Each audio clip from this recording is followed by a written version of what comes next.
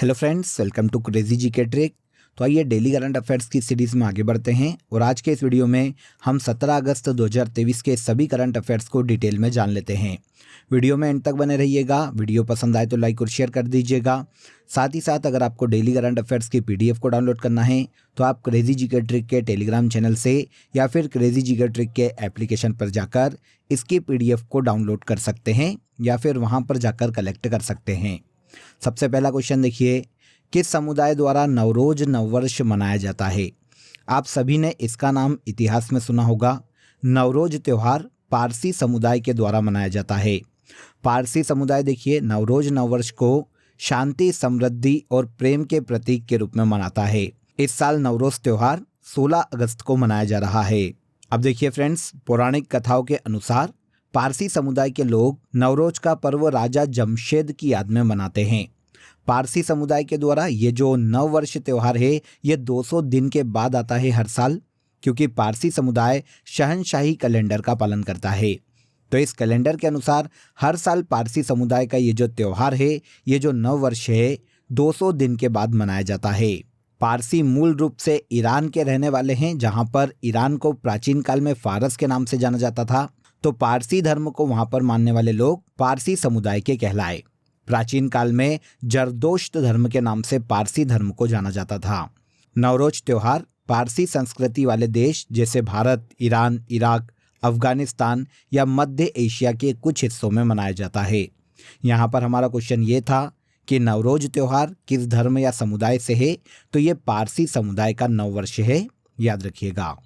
देखिए दोस्तों, अगर आपको मंथली करंट अफेयर्स की डिटेल PDF लेना है तो आप रूट एप्लीकेशन या क्रेजी जीके ट्रिक एप्लीकेशन से डाउनलोड कर सकते हैं। साथ ही आप वीडियो के कमेंट बॉक्स में भी लिंक दिया हुआ है, जहां से क्लिक करके आप ले सकते हैं। इन मंथली करंट अफेयर्स PDF में देखिए पूरे मंथ के जो सबसे ज्यादा एग्जाम रिलेवेंट क्वेश्चन होते हैं उन क्वेश्चन को यहाँ पर डिटेल के साथ प्रोवाइड किया गया है, जो एग्जाम के लास्ट टाइम रिविजन में आपको बहुत हेल्प करता है। तो एक बार जरूर क्लिक करें। चलिए आगे बढ़ते हैं। सेकंड देखिए, हाल ही में डॉक्टर बिंदेश्वर पाठक का निधन हो गया। इनके द्वारा किस संस्था की स्थापना की गई थी? तो डॉक्टर बिंदेश्वर पाठक, जिनका हाल ही में निधन हो गया है, इन्होंने देखिए सुलभ इंटरनेशनल नाम की संस्था का गठन किया था। आंसर ए हो जाएगा। इनका नाम है, संस्थापक का नाम है बिंदेश्वर पाठक।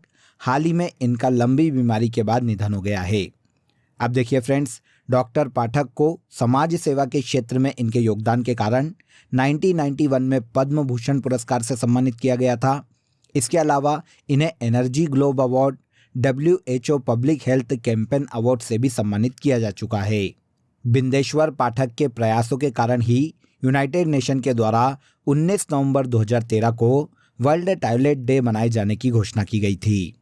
तो डॉक्टर बिंदेश्वर पाठक सुलभ इंटरनेशनल नाम की संस्था के संस्थापक है। इस संस्था की बात करें तो क्योंकि ये एक सामाजिक कार्यकर्ता थे, इसीलिए सुलभ इंटरनेशनल एक सामाजिक संगठन है जो कि शिक्षा के माध्यम से मानव अधिकारों, पर्यावरण स्वच्छता, अपशिष्ट प्रबंधन और सुधारों को बढ़ावा देने का काम करता है। 2016 में इनकी संस्था सुलभ इंटरनेशनल को स्वच्छ भारत मिशन में योगदान देने के लिए गांधी शांति पुरस्कार से सम्मानित किया जा चुका है। तो डॉक्टर बिंदेश्वर पाठक, जिनका हाल ही में निधन हो गया है, ये सुलभ इंटरनेशनल नाम की एक सामाजिक संस्था के संस्थापक है। नेक्स्ट देखिए, हाल ही में अंतर्राष्ट्रीय हॉकी महासंघ द्वारा जारी की गई नवीनतम रैंकिंग में भारत की रैंक क्या है? तो देखिए, इंटरनेशनल हॉकी फेडरेशन के द्वारा हाल ही में सभी टीमों की, सभी देशों की हॉकी रैंकिंग जारी की गई है, जिसमें भारत को तीसरे स्थान पर रखा गया है। क्योंकि हाल ही में देखिए इंडियन हॉकी टीम ने एशियन चैंपियंस ट्रॉफी 2023 को फाइनल में मलेशिया को हराकर जीता था। और उसके बाद अब जब अंतर्राष्ट्रीय हॉकी महासंघ की नई रैंकिंग आई है तो इसमें भारत तीसरे स्थान पर पहुंच गया है। देखिए फ्रेंड्स, इसके पहले 2021 में टोक्यो ओलंपिक में ब्रॉन्ज मेडल जीतने के बाद भी भारत इंटरनेशनल हॉकी फेडरेशन की रैंकिंग में तीसरे स्थान पर था। और अब एक बार फिर से भारत इस रैंकिंग में तीसरे स्थान पर आ गया है। अब बात आती है पहले और दूसरे स्थान पर कौन है?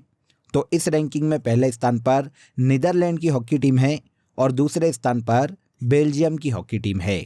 इंटरनेशनल हॉकी फेडरेशन की हाल ही में जारी की गई रैंकिंग में भारत इस सूची में हॉकी टीम के मामले में तीसरे स्थान पर आ गया है। ओके, अब देखिए, इंटरनेशनल हॉकी फेडरेशन की बात करें तो जैसा कि नाम से समझ गए होंगे आप कि ये पूरे विश्व में हॉकी खेलों का आयोजन करवाने वाला एक अंतर्राष्ट्रीय निकाय है, जिसकी स्थापना 7 जनवरी 1924 को की गई थी और इसका मुख्यालय स्विट्जरलैंड के लुसाने में स्थित है। मोहम्मद तैयब इकराम वर्तमान में इस संस्था के अध्यक्ष के पद पर हैं। आगे आइए, हाल ही में शत्रुजीत सिंह कपूर किस राज्य के डीजीपी नियुक्त किए गए हैं? तो शत्रुजीत सिंह कपूर की बात करें तो देखिए, ये हरियाणा राज्य के नए डीजीपी बने हैं। हरियाणा की एग्जाम में इस क्वेश्चन के आने के चांसेस काफ़ी ज़्यादा है, इसलिए एक बार इसे देख लीजिए। डीजीपी हरियाणा के नए कौन बने हैं? शत्रुजीत सिंह कपूर बने हैं। इनके पहले पीके अग्रवाल हरियाणा के डीजीपी के पद पर थे। इनके हटने के बाद अब शत्रुजीत सिंह कपूर को हरियाणा का नया डीजीपी नियुक्त किया गया है। यहाँ से ज़्यादा क्वेश्चन आने की संभावना नहीं है, लेकिन ये जान लीजिए कि ये हरियाणा केडर के 1990 बैच के एक आईपीएस अधिकारी हैं। पहले पारंपरिक चिकित्सा वैश्विक शिखर सम्मेलन का आयोजन कहाँ किया जा रहा है? पहले पारंपरिक चिकित्सा वैश्विक शिखर सम्मेलन का आयोजन गुजरात के गांधीनगर में किया जाएगा। गुजरात के गांधीनगर में WHO और भारत के आयुष मंत्रालय के द्वारा पहले पारंपरिक चिकित्सा वैश्विक शिखर सम्मेलन का आयोजन 17-18 अगस्त को किया जा रहा है। तो आंसर मिल गया हमें, आंसर बी यहाँ पर सही हो जाएगा। पूरे विश्व में पारंपरिक चिकित्सा को बढ़ावा देने के उद्देश्य से हाल ही में इसके आयोजन का प्रबंध किया गया है। इस शिखर सम्मेलन का इनॉग्रेशन WHO के महानिदेशक टेड्रोस अधानोम घेब्रेयेसस करने वाले हैं। अब देखिए, पारंपरिक चिकित्सा पद्धति की बात करें तो मानव द्वारा विकसित वह चिकित्सा पद्धति जिसका प्रयोग आधुनिक चिकित्सा प्रणाली से भिन्न तरीके से शारीरिक व मानसिक रोगों की पहचान करने, रोकथाम करने और निवारण और इलाज करने के लिए किया जा रहा है। आधुनिक चिकित्सा प्रणाली के अलावा जो चिकित्सा पद्धति है, जैसे योग, यूनानी चिकित्सा पद्धति, उनको बढ़ावा देने के लिए, इन ट्रेडिशनल मेडिसिन को बढ़ावा देने के लिए पारंपरिक चिकित्सा वैश्विक शिखर सम्मेलन का आयोजन गुजरात के गांधीनगर में किया जा रहा है। ओके, यहाँ तक के सभी क्वेश्चन आपको क्लियर हो गए होंगे। अब आ जाइए आज की कंट्री इन न्यूज़ में हम मिस्र को डिस्कस कर लेते हैं, जो कि अफ्रीका महाद्वीप का एक देश है। मिस्र की कैपिटल कायरो है। यहाँ की मुद्रा इजिप्टियन पाउंड है। वर्तमान में यहाँ के प्रेसिडेंट के पद पर अब्देल फतेह अल सीसी है। पड़ोसी देशों की बात करें तो लीबिया, सूडान और इजराइल मिस्र के पड़ोसी देशों में गिने जाते हैं। मिस्र में गीजा के पिरामिड यूनेस्को विश्व धरोहर की सूची में शामिल है। स्वेज नहर पर मिस्र का अधिकार है, जो कि लाल सागर और भूमध्य सागर को जोड़ती है और मिस्र और इजराइल को अलग करती है। नील नदी मिस्र की सबसे लंबी नदी है, जिस पर आसवान बांध नील नदी पर मिस्र में सबसे बड़ा बांध है। माउंट कैथरीन मिस्र का सबसे ऊंचा पर्वत है और सिनाई प्रायद्वीप, जो कि इजिप्ट का हिस्सा है, भौगोलिक रूप से एशिया महाद्वीप में आता है। तो ये सभी ऐसे फैक्ट है जो कि मिस्र से हमें एग्जाम में देखने को मिलते हैं। आई होप आपको सभी फैक्ट यहाँ पर समझ में आ गए होंगे। नेक्स्ट क्वेश्चन पर आइए। हाल ही में अक्षय कुमार को भारत की नागरिकता प्रदान की गई। संविधान के किस भाग में नागरिकता का वर्णन किया गया है? तो देखिए, यहाँ पर अक्षय कुमार, जो कि बॉलीवुड अभिनेता हैं, पहले इनके पास कनाडा की नागरिकता थी और अब इन्हें भारतीय नागरिकता प्रदान कर दी गई है। भारतीय संविधान के भाग 2 में सिटीजनशिप से संबंधित प्रावधान देखने को मिलते हैं। आंसर बी हो जाएगा। पार्ट पूछा जाए तो पार्ट 2 और आर्टिकल 5 से लेकर आर्टिकल 11 तक नागरिकता से संबंधित आर्टिकल्स हैं भारतीय संविधान में। यहाँ पर आप ये ध्यान रखिएगा कि भारतीय संविधान के आर्टिकल 11 के अनुसार नागरिकता पर कानून बनाने का अधिकार इंडियन पार्लियामेंट को है और भारत में सिंगल सिटीजनशिप का प्रावधान है, जो कि भारत ने ब्रिटेन के संविधान से लिया है। क्योंकि पार्लियामेंट नागरिकता से संबंधित कानून बना सकती है, इसलिए 1955 में नागरिकता अधिनियम संसद के द्वारा पास किया गया था, जिसके अनुसार किसी भी व्यक्ति को 5 तरीकों से भारतीय नागरिकता प्रदान की जा सकती है, जैसे जन्म, वंश, पंजीकरण, देशीकरण और भूमि विस्तार के द्वारा। तो 1955 का सिटीजन एक्ट ये प्रावधान करता है कि भारत में किसी भी व्यक्ति को 5 आधार पर नागरिकता दी जा सकती है। तो फाइनली नागरिकता से संबंधित जो प्रावधान हैं वो भारतीय संविधान के भाग 2 में देखने को मिलते हैं। इजी, आगे आइए। Indian railway catering and tourism corporation ने किसके साथ मिलकर वन इंडिया वन टिकट की शुरुआत की है? तो Indian railway catering and tourism corporation ने देखिए दिल्ली मेट्रो रेल कॉरपोरेशन के साथ मिलकर हाल ही में वन इंडिया वन टिकट की शुरुआत की है। अब पहल क्या है, किससे रिलेट करती है? तो देखिए फ्रेंड्स, इस पहल के माध्यम से Indian railway catering and tourism corporation के द्वारा दिल्ली मेट्रो रेल की टिकट भी बुक की जा सकती है। इस पहल का उद्देश्य टिकट प्रक्रिया को देश में या दिल्ली में सरल बनाना है। साथ ही साथ यात्रियों की सुविधा में विस्तार करना इस पहल का मुख्य उद्देश्य है। तो वन इंडिया वन टिकट पहल Indian railway catering and tourism corporation और दिल्ली मेट्रो रेल कॉरपोरेशन की एक संयुक्त पहल है, जिसे हाल ही में लॉन्च किया गया है। किस केंद्रीय मंत्रालय द्वारा state of elementary education in rural India report जारी की गई? तो state of elementary education in rural India जो रिपोर्ट है, ये शिक्षा मंत्रालय मतलब भारत की मिनिस्ट्री ऑफ एजुकेशन के द्वारा हाल ही में लॉन्च की गई है। आंसर ए हो जाएगा। अब बात आती है कि शिक्षा मंत्रालय की ये रिपोर्ट किससे रिलेटेड है? तो देखिए, शिक्षा मंत्रालय की इस रिपोर्ट में ग्रामीण क्षेत्र में शिक्षा के विकास और शिक्षा के प्रति जागरूकता कितनी है, इसका अध्ययन किया गया है। केंद्रीय शिक्षा मंत्री धर्मेंद्र प्रधान ने पहली state of elementary education in rural India report को जारी किया है। इस रिपोर्ट में 20 राज्यों में ऑलमोस्ट 6,500 ग्रामीण परिवारों का अध्ययन किया गया, जिनमें देखिए 6 से लेकर 16 वर्ष की आयु के ग्रामीण समुदाय के बच्चों को शामिल किया गया है। इस रिपोर्ट के अध्ययन में पाया गया कि ग्रामीण क्षेत्रों में लड़कियों के 78% माता पिता अपने बच्चों को ग्रेजुएशन या फिर पोस्ट ग्रेजुएशन की शिक्षा देना चाहते हैं, और ग्रामीण क्षेत्रों में जिनके घर में लड़के हैं उनके माता पिता 82% मतलब 82% माता पिता ऐसे हैं जो कि अपने बच्चे को हायर एजुकेशन देना चाहते हैं। तो इस रिपोर्ट की स्टडी के ये कुछ सब क्लॉज हैं जो कि मैंने आपको यहाँ पर बताया है। हमसे अगर रिपोर्ट के बारे में पूछा जाता है तो केवल यही पूछा जाएगा कि किस मंत्रालय के द्वारा जारी की जाती है। तो state of elementary education in rural India report शिक्षा मंत्रालय के द्वारा हाल ही में जारी की गई है। इसके बाद आगे आते हैं, हाल ही में चर्चा में रहा माया क्या है? तो माया की अगर हम बात करें तो ये एक प्रकार का ऑपरेटिंग सिस्टम है फ्रेंड्स। आंसर ए हो जाएगा। भारत की जो डिफेंस मिनिस्ट्री है फ्रेंड्स, उसने अपनी मिनिस्ट्री में सभी कंप्यूटर से माइक्रोसॉफ्ट ऑपरेटिंग सिस्टम को हटा दिया है और अब उसकी जगह पर भारत में निर्मित माया ऑपरेटिंग सिस्टम को इंस्टॉल किया है। उद्देश्य आप समझ ही सकते हैं, भारत की जो खुफिया जानकारी है, जो कॉन्फिडेंशियल जानकारी है, वो लीक ना हो, किसी भी प्रकार का साइबर हमला रक्षा मंत्रालय पे ना हो, यही इस ऑपरेटिंग सिस्टम का मुख्य उद्देश्य है। तो एक प्रकार का ऑपरेटिंग सिस्टम है फ्रेंड्स, जिसे भारत में तैयार किया गया है और इसका नाम माया रखा गया है। ये ऑपरेटिंग सिस्टम फायरवॉल या फिर एंटी मेलवेयर एंटीवायरस की तरह काम करता है। ये यूज़र और इंटरनेट के बीच में एक वर्चुअल लेयर बनाता है जिसमें हैकर्स घुस नहीं सकते। तो इस तरह से यह ऑपरेटिंग सिस्टम भारत के रक्षा मंत्रालय की खुफिया जानकारी को सुरक्षित रखने में बहुत ज़्यादा मदद करने वाला है। साइबर अपराधियों द्वारा मेलवेयर हमलों को रोकना इस ऑपरेटिंग सिस्टम का मुख्य उद्देश्य है। तो हाल ही में विकसित किया गया माया एक ऑपरेटिंग सिस्टम है।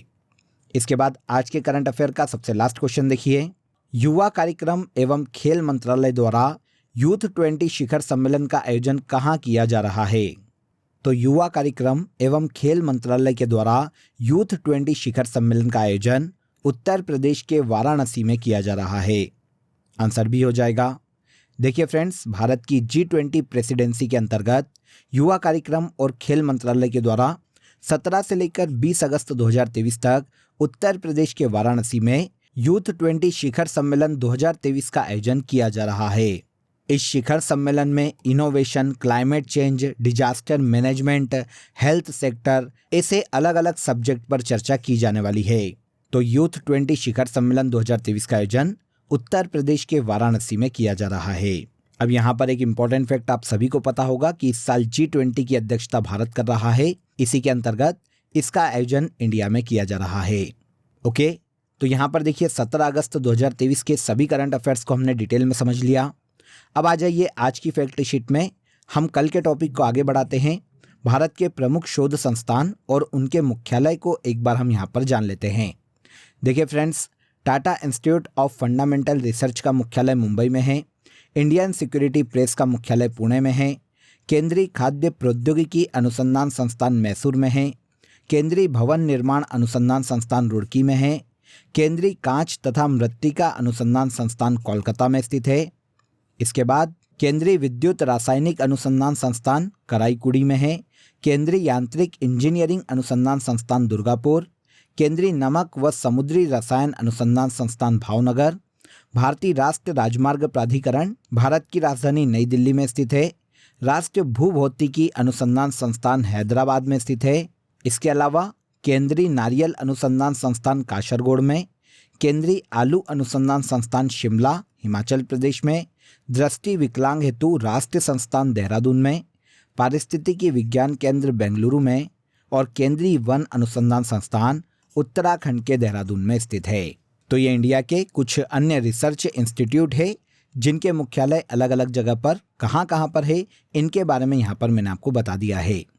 अब आइए लास्ट डे के सेशन में जो करंट अफेयर हमने डिस्कस किया था उनको हम एक बार यहाँ पर रिवाइज कर लेते हैं। भारतीय जीवन बीमा निगम के प्रबंध निदेशक मतलब मैनेजिंग डायरेक्टर कौन नियुक्त किए गए? तो भारतीय जीवन बीमा निगम जिसे LIC के नाम से जाना जाता है, इसके नए मैनेजिंग डायरेक्टर R दोराईस्वामी नियुक्त किए गए हैं। हाल ही में कांडला कुंटा अलाहा सिंगारा चार्योलू का निधन हो गया। इन्हें 2021 में पद्मश्री से सम्मानित किया गया था। सबसे ज़्यादा बार भारत के प्रधानमंत्री पंडित जवाहरलाल नेहरू ने लाल किले से देश को संबोधित किया है। इन्होंने 17 बार प्रधानमंत्री के रूप में लाल किले से देश को संबोधित किया है। हाल ही में स्टीवन फिन ने संन्यास की घोषणा की, जो कि इंग्लैंड के प्रसिद्ध क्रिकेट खिलाड़ी हैं। ICC द्वारा जुलाई माह की ICC women's player of the month Ashleigh Gardner को चुना गया है। हाल ही में भारत की प्रेसिडेंट द्रौपदी मुर्मू ने सशस्त्र बलों और केंद्रीय सशस्त्र पुलिस बलों के कर्मियों को टोटल 76 वीरता पुरस्कार प्रदान किए हैं। इसके बाद आइए, निःशुल्क अन्नपूर्णा फूड पैकेट योजना राजस्थान राज्य की है।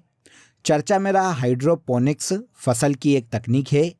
प्रो पंजा लीग का पहला सीजन कोच्चि केडी की टीम ने अपने नाम किया है। 15 अगस्त 2023 को प्रधानमंत्री ने लाल किले से विश्वकर्मा कौशल सम्मान योजना की घोषणा की है, जिसे इस साल सितंबर माह में लॉन्च किया जाने वाला है। तो ये सभी ऐसे करंट अफेयर हैं जिन्हें हमने लास्ट सेशन में बहुत ही डिटेल में समझा था।